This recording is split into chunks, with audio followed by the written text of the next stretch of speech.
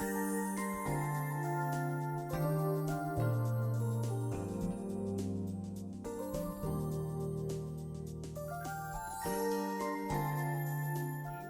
evening. My name is Susan Edwards. I'm the director of the Museum of Old Newbury, and I want to welcome you tonight to Watching the Moon on our Zoom platform. Tonight, we're going to be transported to the 18th century New England through the experiences of Naomi Wade. Based on facts, Naomi Wade is the creation of first-person interpreter, writer, and playwright Jennifer Emerson.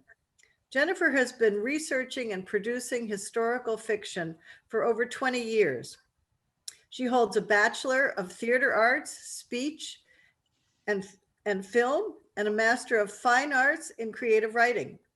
Her roles span from Dickens' London to Puritan heroines throughout New England. Currently, Jennifer is based in Salem, and she works at the Witch House and is a writer and actress for intermersive media. Please join me in welcoming both Jennifer and Naomi.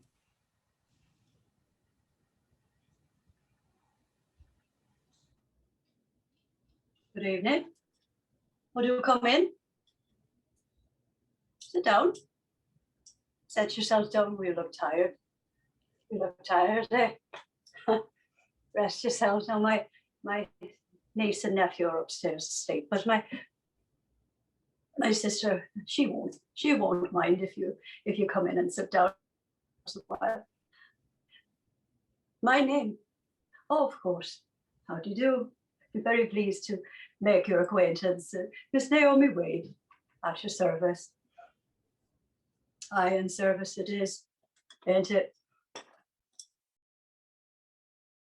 I talk funny. Oh, is that so? I suppose I do. Where I come from, London. I was born in London back in 1746. In a place I wager you never heard of. Porridge Island. Well, that's near the Church of St. Martin in the Fields. My father run a cook shop, and he would make a porridge and fermentate and such. We had a happy life. We was very poor, but happy, as I say. It were myself, my father, my mother, and my sister Mary, and our brother Charlie. Charlie were quite the rascal. Always stealing bits of porridge and stealing bits of bread and such, and running around with it and walking off. You'll forgive me, I get a bit, well, it sometimes makes me weep thinking of them. I see a favour took most of them away. But as I said, we was happy. You ever been to London? No? Well, if you ever do go, the steps of the church, oh, they're very nice, very wide. Very lovely, lovely to sit and think. I used to come home from the market with an handsome basket of apples, nice and red they was. I'd sit down and eat one. That sounds simple to you. Well, perhaps it is. Perhaps it is. But, says I, happiness is what you make of it. The favour, as I said, took most of my family, and I come here. Oh, now, about 9 years ago now. And I arrived in Boston. A lovely ship called the Polly. Ain't that a lovely name? Commanded by a fine captain. Captain, I believe his name was Stewart. Captain Stewart. And when we arrived, of course, I was alone. My sister, she'd already married him, and she'd come over here and I had lost touch with her. I did not know how to write, let alone read, and so I did not know where she was. But I knew she was here somewhere in the colonies with her husband, and I thought that I might find them and be a bit part of their family until I had my own. So I thought Boston may be the place that she went. So that is where I went, but I could not find her. But I needed work, and so I found work at the Cromwell's Head, a respectable house. Very respectable house it was, and decided that that's where I would stay. And I stayed there quite a few years.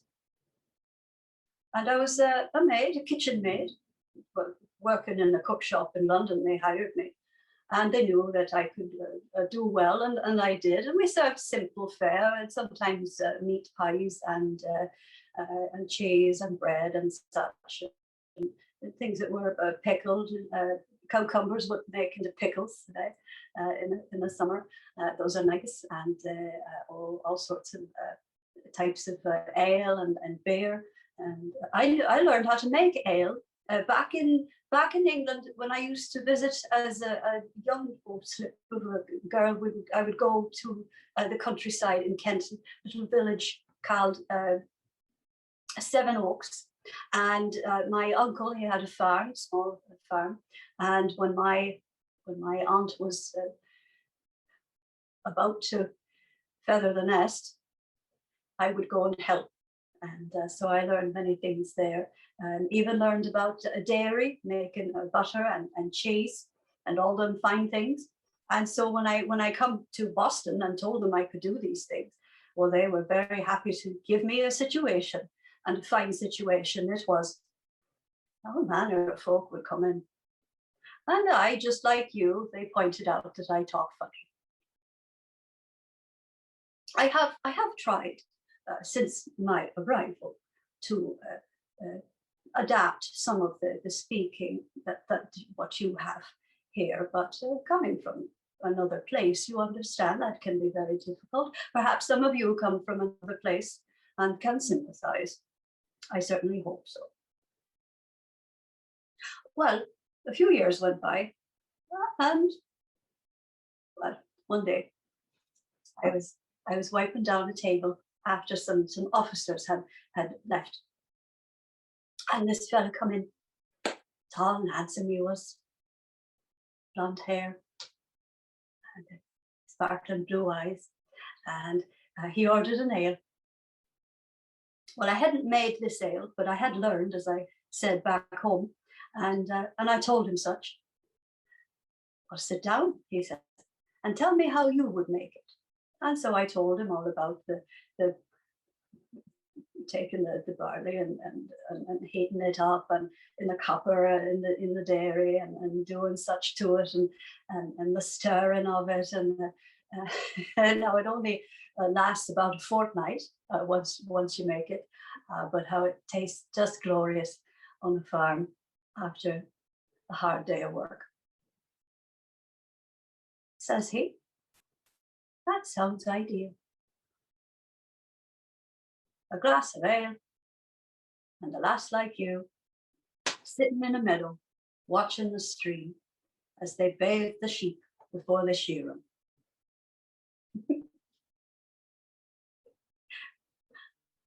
I never had a man talk to me that way before. Oh, and did I mention he had very sweet breath? That's something to look for in a man as well. It can be sparse to find something like that. Well, anyway, we started courting, and we saw each other every week. We went to church together, and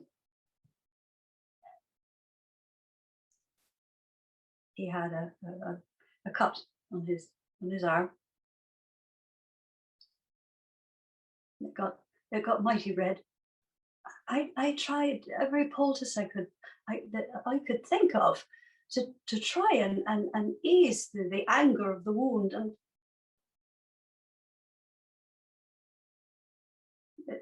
The poison entered his bloodstream and there was nothing. The doctors tried, but I couldn't afford no proper surgeon. And I buried him. 2 weeks after he'd asked me to marry him. His name was Israel. He gave me this. I'm going to be sewing it onto this new ribbon, but it's a lovely little heart. And green was one of my favorite colors. And it's made of what did he say? Malachite. Malachite. Isn't that lovely? So I have this to remember him by. And indeed, many people that I have helped have given me things, tokens. Why, one young lad, he gave me something that he traded with a sailor for. I tended him after Dr. Newman had amputated his leg. You see that?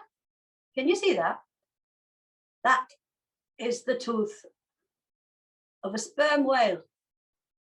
From the back, they start out little there, the sailor told him, and then they get bigger. Never seen anything like that in my life. I have quite a collection now on these shelves. Who's Dr. Newman? You say, oh, Dr. Newman, I talk about him a lot. Yeah. Well, to understand why, I should tell you a bit more about my time in Boston. And I saw, do you of course you remember a few years back, that curious event where they threw the tea in the arbor. You remember that? Yeah. Why boggles my mind. Well, even before that, I saw back in 1770, I saw the massacre at the townhouse. The Cromwell's Ends, close by. And remember, it was night. It was night, and I heard the call of fire. Well, when you hear the call of fire, you run and help. And so I did. We all did. And we put our shawls on, we got out. Lord, I ain't never seen that many people in one place before. And I'm from one of the busiest cities in the world. It seemed as though everyone in the colonies was standing there. I didn't like it at all. The taunting. And then one of them soldiers was hit. Looked like a piece of ice. And he fired. I were about 2 yards away. And I saw at least 2 men fall down dead. Some of us ran over, but there was nothing we could do. It was after Captain Preston had marched his men away.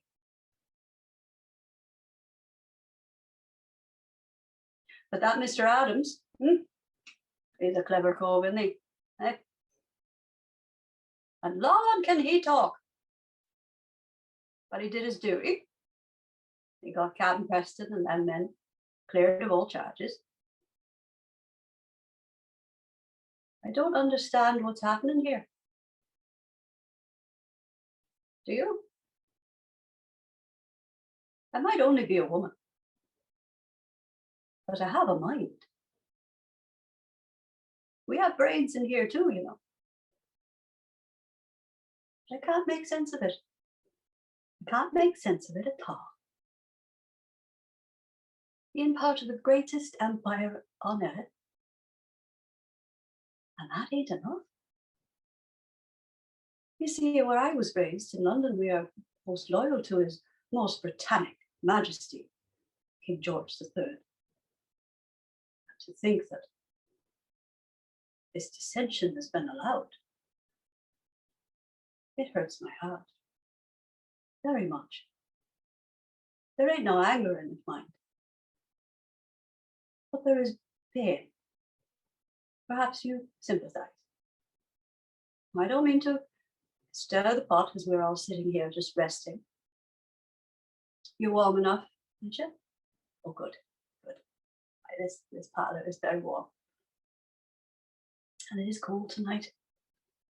Very cold. Like that night was. Oh.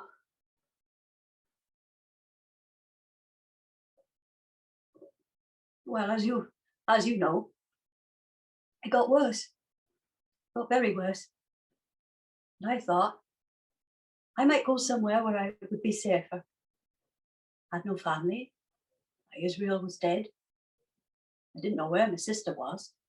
And so I thought I'll ask around some of the customers that I trust and say to them, where should I go? And you know what they said? They said, Naomi, my girl, you should go to the colony of Rhode Island and go to Newport. Where's that? Said I. You'll find it. And I did. I did. And when I got there, it wasn't too harrowing of a journey, but I had to be clever about it. Woman talking like she's from London, traveling on her own. But I was safe enough. I'm used to living by my wits. And I got there to the colony of Newport, or Rhode Island, I should say. I got to Newport, and they said, go to the regiments. There are regiments garrisoned there now. They're garrisoned there to help with this hostility. Well, attach yourself to them, and you should be safe. You have all the qualifications they could ask for, and then some. You're a clever girl, Naomi. They'll hire you. Well, I walked in, met the sergeant. He introduced me to their commander, and well, there was this other gentleman sitting next to them. Fellow with a grey wig. Didn't have no queue, but these 4 curls that went all the way around his head. Now, of course, you know what that means. Well, that's the type of wig that a doctor wears. I knew he was a doctor. Good day, doctor, says I. Come with me, girl, he says. So I did. And he brought me into another room. And there was a young lad, had quite an angry looking bandage on his arm. Naomi, says Dr. Newman, can you change a bandage? Yes, says I. Well, do so on that young lad there. I want to see how you fare at the sight of blood. So I did. And he asked me other questions while I worked. After, he told me to get him some coffee. When I could come back with it, we sat down and he said, Naomi, girl, can you read? No, says I. Well, would you like to learn? He says. I would. And so I did. And he's been my teacher in these things, and he has been a very good one. I bring him coffee and mend his shirts and stockings for him and such. And he can do it himself. He were a sailor in the Royal Navy. All sailors can do those things, but I do them for him. He's become a bit of a father to me, and so I do these things. But he has taught me to read, and I've been practicing. You can read, I'm sure. I've been practicing with some of the books that he gave me. And but now he is saying, Naomi, you should be looking at Latin. Dr. Newman, says I don't know how to read Latin. I can barely read the King's English. Well, girl, in time you will. You see, he encourages my interest in this practice of medicine. Of course, I'm a woman, I can never be a doctor, but I can learn things so that I can do my duty to my king. I've been, and not only reading, but learning how to make things. I was knitting when you come in, yes, and this is what I was making. This is, no, it's not an hat. It's a funny looking hat. It's a stump cover for an amputation. This one would be for a leg, like a thigh. And you know about amputations. I pray to the Lord you never do know anything about amputations or holding that poor lad down.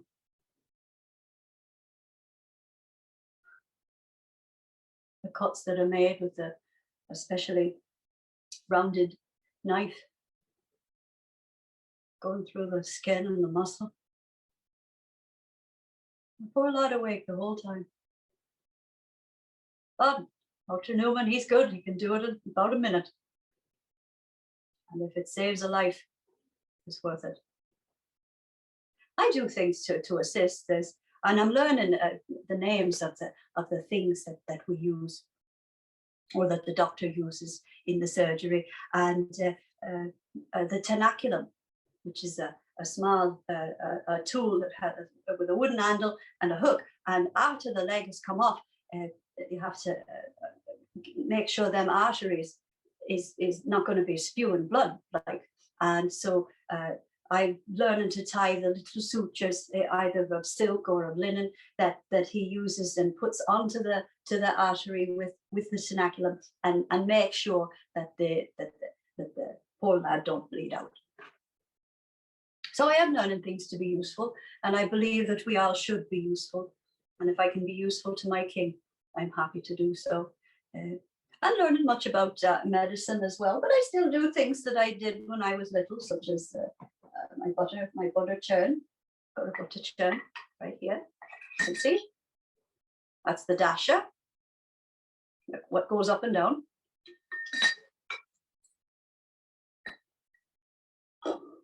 If the weather is right and the cows are happy and you've got enough good cream that's fresh, well, in about 20 minutes, you can have butter. And very good it is too. You ask the men, they know. It's always nice to have it fresh. And I've got things that I use in everyday toothbrush. Oh, now you look surprised. You look surprised that I would have one of these. Well, it's about a month's pay. Worth it though. Remember I told you, we ladies like a man with sweet breath. Well, I try to return the favor. And my comb, which I use now, that side at the top there, that's for getting all the little knots out. And then the bigger teeth are for bringing it through. Just bring through the oils through your hair. Of course, all the oil sitting on the top of your head after a while, it itches something fierce, don't it? Not a good feeling, not at all. And my soap and such.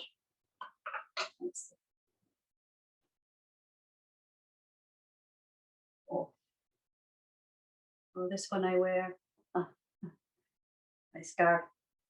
I wear this scarf when I'm in surgery. That way, if there is any blood, you don't see it. I know how to take stains out, but this makes it much easier. I've heard tell that on some of them warships, the deck in the surgery is red. That way you don't see the blood. Not really sure though. I'll have to ask Dr. Newman. Well, what else can I tell you? Oh, medicines. I'm learning to make medicines, and not as complicated as I thought. And some that I already knew, coming from a small family, we didn't have money for a doctor, and so we might make medicine out of food or different types of broth and such, teas out of herbs, those types of things, but nothing as fancy as some of the things what Dr. Newman has. But also things like this. Rose water. And rose water can be used, I'm reading, for a number of things. It is good for the skin, yes. It's also good in a soup or a stew, particularly with beef. It's very good with beef. But also, it can be used in things that I'll make for the offices. And the offices particularly enjoy things like marchpane, which is ground almond with rose water and sugar. And then you can shape it. And it's very, some of them call tooth thumb. It's quite delicious, and they enjoy it very much. And but it also can be medicine. I've read that, back in the time of the folks what first come here, about 200 years ago, that they might make little cakes with rose petals in them to lift one's spirits. That's a very nice medicine, I think.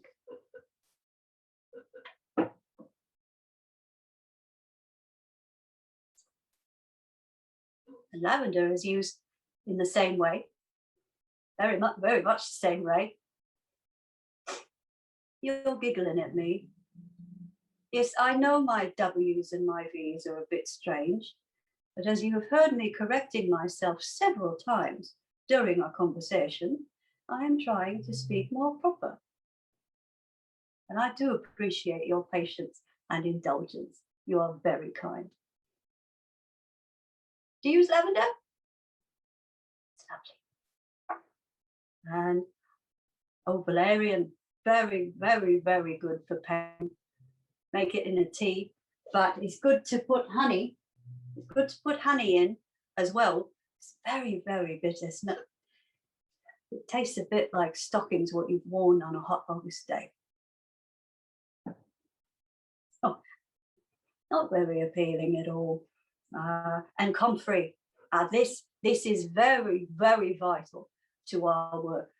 Comfrey can be used in wounds, tending wounds, which I assist in.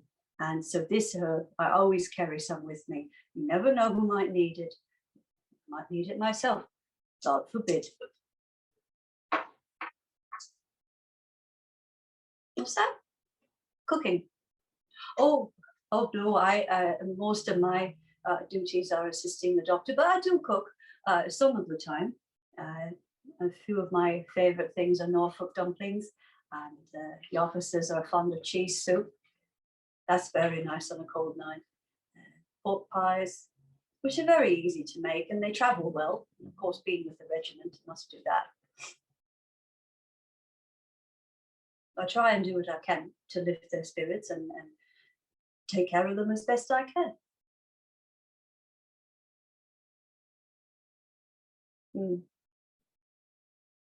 Oh, you are very correct.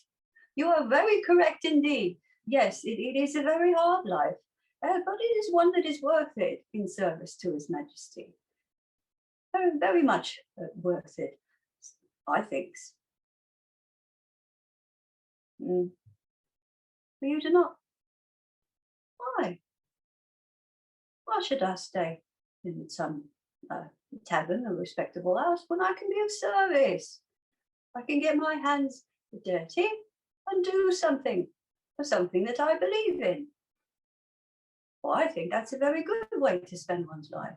Although I do confess, I do hope this is over soon. You know what my dream is? I shall tell you. My dream is to settle down, if the Lord will bless me with someone to spend my life with, and open a coffee house. That's right, a coffee house. Now I know that you in Newburyport here are very fond of your coffee. Well, I've heard that from very many different persons as I've walked about. You're very fond of it, and it is very good. Well, I should like to set up in business in a coffee house and serve the best chocolate in the colonies, the best coffee and tea in the colonies, if you ever deign to allow it here again. And I hope, as I'm sure we all hope, to never hear the sound of cannon fire again. That is my dream. And whatever your dream may be, I hope the Lord will bless you with it. For what else should we wish one another in such trying times? And it is us women what nurture and keep things going, is it not? And I've been reading in this book that Dr. Newman let me borrow. It's a tract on coffee houses. It's wonderful. It even talks about drinking chocolate. Do you have the drinking chocolate where you are? Oh, I hope so. The taste of it with the different spices. I like mine with cinnamon, piping up with all frothy, with the cinnamon and the star anise, maybe some cloves. Oh, it's just wonderful. I know it can be expensive. Yes, I don't have it every day, but when I can, and when we can get it and serve it to the officers, sometimes I keep a bit for myself and for Dr. Newman. You won't tell anyone that, will you?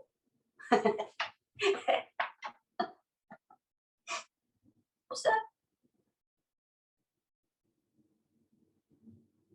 What do I think about what? What do I think about the Declaration? I thought we were going to talk about chocolate. We can talk about the Declaration. Yes, let's talk about it. What do I think about it? Not very much at all. That's what I think about it. If you think something different, then God bless you. But I don't understand it. Not one bit. Not one bit at all. Mr. Adams was involved in that. And a lot more of them. I don't understand it. Don't understand. You can go against your God-anointed king. A God-anointed king. Well, you can see why I try and fill my every waking moment with things like this. I just want to get back to something peaceful. All men created equal. All men created equal. I heard you the first time. And I understand the sentiment. I've seen many things since my arrival. Many of the things what you have spoken out against have been repealed. Some of them repealed during my time here, some before. Not all, I know. Yes, I know. But then taxes was to pay off the war. What was fought for you and for me? I don't understand why that is such an egregious injustice. Well, I do look forward to discussing it more with you. And in fact, having a civil conversation, as they are in other places. A lot better than shooting one another, isn't it? Well, as we all hope to never hear the sound of cannon fire again, I look forward to discussing things more with you. And I thank you for your kind attention. Now, if you'll kindly excuse me, I've got stockings and another shirt to mend. When I'm finished with my leave, I'll have to go back to the regiment, and Dr. Newman will want these ready, and he'll be quite cross if they aren't. So I leave tomorrow to join them again. So I've got a night's worth of knitting and sewing. I'll have to get more candles, but has to be done.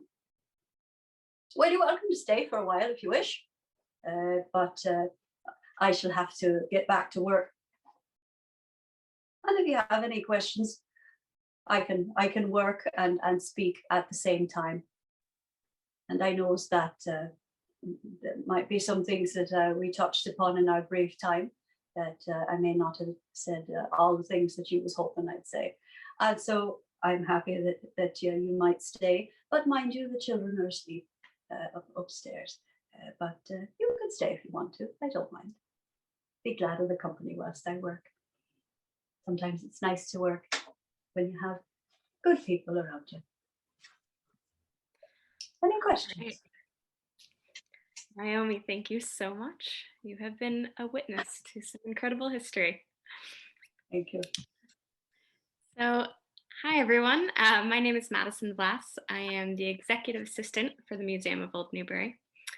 And now I would love to invite some questions for Naomi or for our wonderful interpreter, Jennifer.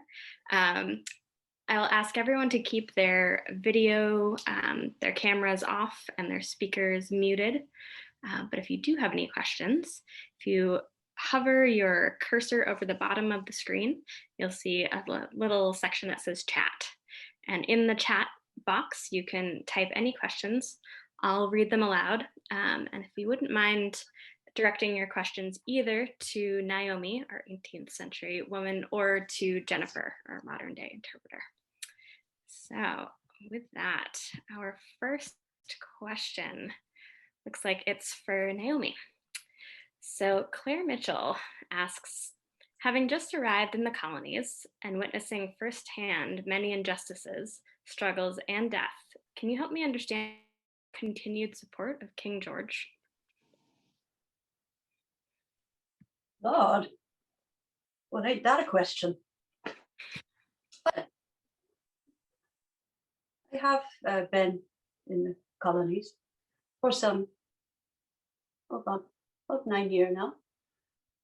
And my answer, madam, is a very simple one. His Britannic Majesty is a God-anointed king. In the Abbey, when he was crowned, as is tradition, he was anointed with holy oil. If he is anointed by God, that is enough for me. I do not understand why it is not enough for the people here. I mean no offense by what I say, but I hope it answers your question. I don't see how you can call yourself English or Christian and go against a God-anointed monarch. All right. Let's see. Carrie asks Naomi, will you return to England if the Continental Army is successful in this war? There ain't nothing there for me. No, I should stay. I have family here, and at least my sister will talk to me. No, I'll make my way here. But thank you for your concern. I hope you'll be able to open your coffee shop. I hope so. And I hope you will all come.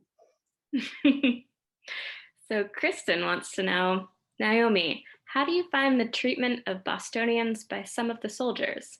I know that not all of them are brutes, but I have heard tell of them causing trouble intentionally. Conversely, what have you heard from some of the soldiers that you care for about the colonists? I would like to know their perspective, especially those who had never been here before. Very insightful question, madam. I do thank you. The things that I have heard from the soldiers, what I have attended, have said to me, and you are very correct, madam, that many of them have never been here before. And they was interested in just what you was asking me. What have I heard? What have I experienced? And what they have heard seemed to be about the same that I had heard. Go home. That's what we heard a lot of the time. But also, referring back to the previous question, that the good lady was kind enough to ask. Why do you still support the king when you've come here and you've seen what's happened? The soldiers and I all agree on one thing, that we are doing our duty, are we not? And a very handsome duty it is. Yes, I was very distressed to know that the massacre in Boston was those taunting and the shouting that I witnessed, and then also the throwing of the ice. Very disrespectful indeed. Some of the men are a bit reluctant to tell me if they have conversely done anything what they shouldn't have done. I know some of them have. And I know this because of tending them when they is in a fever. You see, when a young lad or even an older lad is in a fever, as any of us can, things come out in the delirium. Yes, that is the word. I am learning new words as I am learning to read. And if you ask me, I shall work up the courage to read something from one of these books for you. I'm not very good yet. But the men have told me things in their fever, but I dare not repeat it out of respect. Madam, I do hope that will suffice an answer to your question. Right. So we have another question for Naomi. Did you ever find your sister? And if so, how did you find her? Oh, yes, I'm sorry I was not more clear. This is her house. What I'm in, this is her house. Yes, very, very grand, is it not? I do like this colour behind us. Isn't that very nice? The walls in our home in London was grey. This is much nicer. But she is here in Newburyport. And so I was delighted to have the leave to come and see her. When I learned to write enough, Dr. Newman, through some of his contacts, was able to find people who might know where my sister was. And we found one another, and I have been staying with her for a few weeks now, and it has been wonderful. But she is away tending a sick friend, and so I'm doing my work here and making sure that, and I haven't heard anything out of them since you come in, which is unusual, but I think her children are still asleep upstairs. Either that or they're just behind the door. I don't know which, but they shan't come out tonight. Yes. So yes, we did find one another. The Lord be praised. Yeah. Good. So Bob Watts, I'm assuming this is a question for Naomi, wants to know, what is your favorite tea? Does it come from China or India? Oh, China. And I like the bohi, very dark. I like the dark flavor of the tea. I do not take tobacco myself, but well, I have tried a pipe a few times, but I don't care for it. The men always say I don't use the right tobacco, but I shall have to ask them what they recommend. But I like the dark tea with the nice smoky flavors, most toothsome. Me too. So Lauren asks, Naomi, does the Sons of Liberty proclamation that all men are created equal ring false to you, given that they themselves do not follow this ideal in that some of the men have enslaved people? The very thing, you have hit upon it. Yes, indeed. Yes, I am in full accord with what you have said. And indeed, to add to that, growing up as I did, very poor in London, and coming here and being reminded that I am not from here, but yet saying to those people what pointed out to me my peculiar speech, my common speech and such, and saying they shall not suffer the whims of an alley cat. And I says to them, I am no different than you, but we are all British. Whether you are satisfied with that answer is on your head, not mine. Right. Very strong woman. I It like do it. pain me though. It caused me great pain to see what is happening here. And so I am remiss to get into an argument, although I can when the occasion calls for it. But I am so tired from what I have seen. I'm very tired. If my sister were here, or Mary, she would say, you ain't usually this calm. But I'm just so tired of it all. I'm sure you are as well. We all want it to end. Mhm. God willing, it will soon. All men created equal.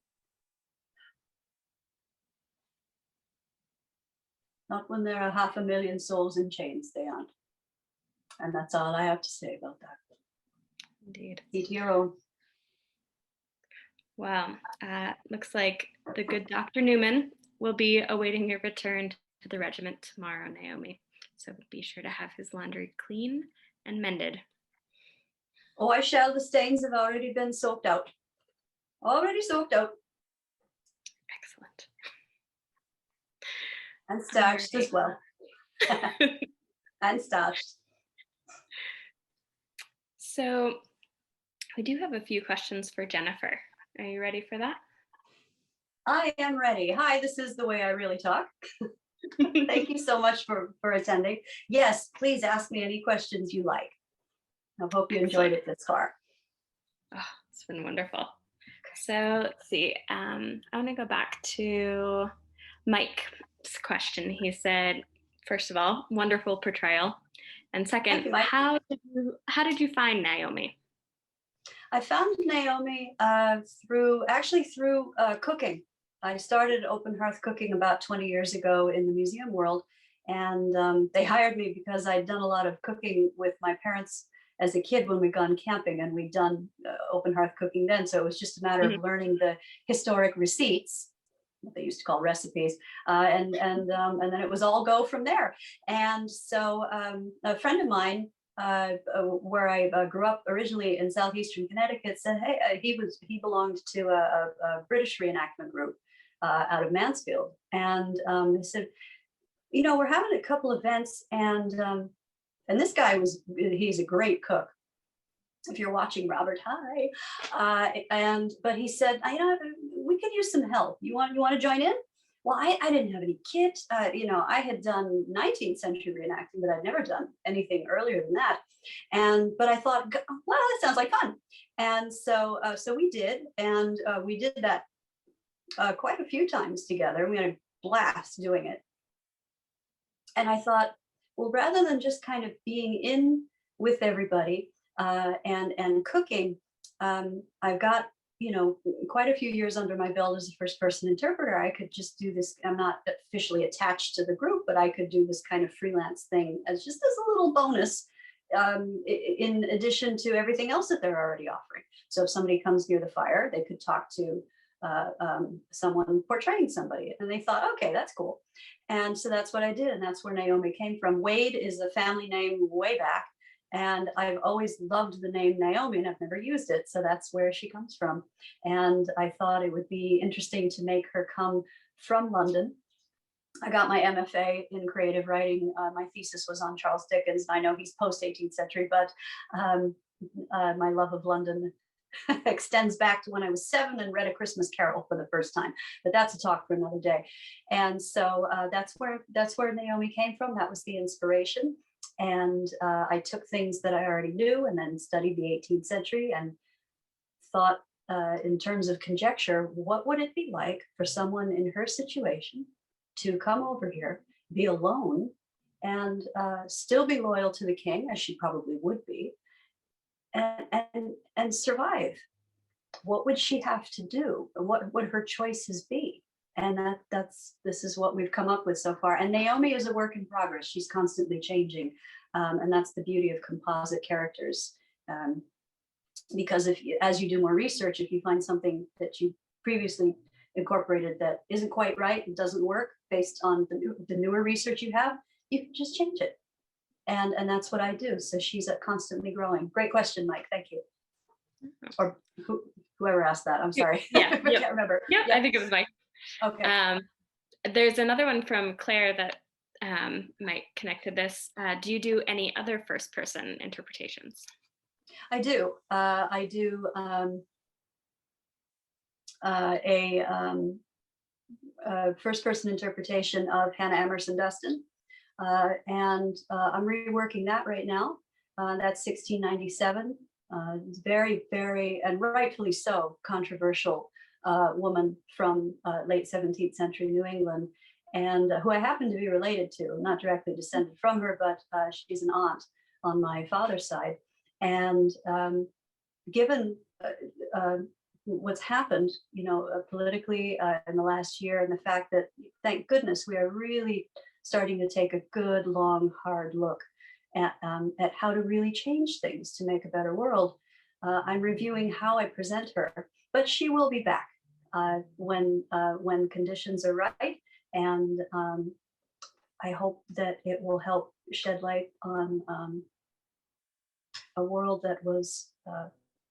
We always think of people who lived in the past, and we go, "Oh, such a simple life." No way. No, I've got news for you. No era ever was simple. And showing that through first person is something that I think is very important. So that's another character that I do. I'm working on presenting her sister as well, Elizabeth Emerson, who had a very, very tragic life for very different reasons.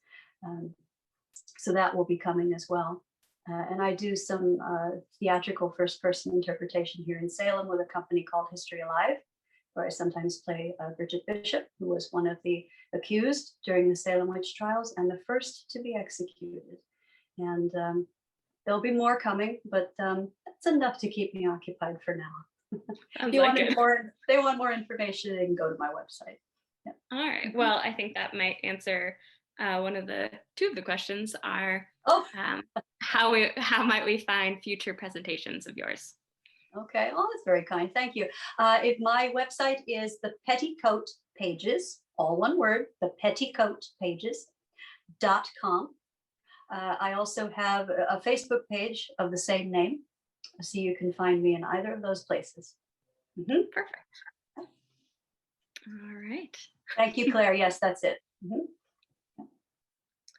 All right. So, and if you have trouble finding me, maybe they could inquire with you, and you could just send them to me. Absolutely. Okay, great. Yep. All right. So, as we're wrapping up, I just want to thank you, Jennifer. Again, this was a very unique presentation for us, and I thought it was so effective for Zoom. It was really wonderful. This is Naomi's first performance via the interwebs, so I appreciate that. And I want to thank two people. I would be remiss if I didn't thank Kristen Harris, a very good friend and colleague, who also is the lead interpreter at Boston Tea Party Ships and Museum. She saved my little behind. She let me borrow this tonight, and then also gifted me with this beautiful hand-sewn linen cap. So thank you, Kristen, very much. And I owe another big debt of gratitude to Christopher Sherwood Davis, who is my dialect coach. And what you heard tonight was my first public attempt at recreating an actual 18th century Cockney accent. And so it did exist. It didn't sound precisely, like a Cockney accent, what we use today. It didn't exactly sound that way. So if you've seen Naomi before, you've probably heard her talk that way. Now, I've always known that wasn't quite right, but I didn't have anybody who I could get help from. Well, now I do. So stay tuned with Naomi in this journey, because it's going to get pretty wild from here. So I have to thank him as well for his excellent coaching. It was lovely to listen to. I liked the accent a lot, and you kept it really well. That's appreciated. Thank you. Yeah. All right. So just as everyone is as we're wrapping everything up for tonight, I want to remind all of our guests to look for our next program, our next Watching the Moon program. It will be Thursday, April 8th at 7. It's called Wallace Nutting and the Invention of Old America. It'll be given by Tom Denenberg, who's the director of the Shelburne Museum. All right. So. Awesome. And thank you, Museum of Old Newbury. Thank you so much for the opportunity to bring Naomi to all these wonderful people. And thank all of you very much for spending time with us tonight. Wonderful. All right. So thanks all again. Jennifer, thank you so much. Oh, thank you. This was great. All right. Good night, everyone. Good night.